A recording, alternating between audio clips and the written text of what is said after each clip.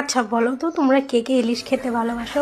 আমি তো প্রচুর ভালোবাসি, বাট আমাদের বাড়িতে আমি একাই খাই, কেন কি আমার হাজব্যান্ডের ইলিশ মাছ পছন্দ না।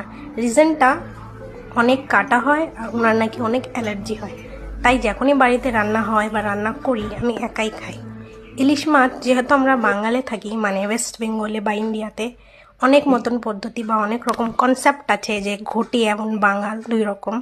বাট আমরা সবভাবেই রান্না করে খাই, যেমন টিফিন ভাপা, কড়াই ভাপা, তেল ঝোল, আলু বেগুন দিয়ে, আরও অনেক রকম। এখানে আমরা এই কনসেপ্টে পড়ি না কি আমরা বাঙালভাবে রান্না করি না ঘটিভাবে রান্না করি।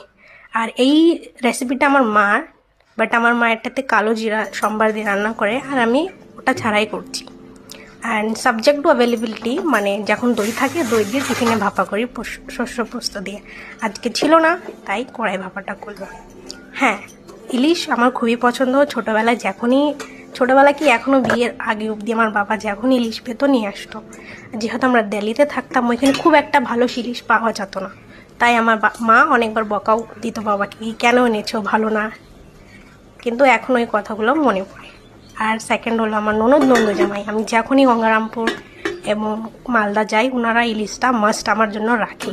খুব ভালো লাগে যে কেউ কারোর পছন্দর এতটা খেয়াল রাখে। আপনারা কে কে ইলিশ পছন্দ করেন কমেন্ট করে বলবেন অবশ্যই।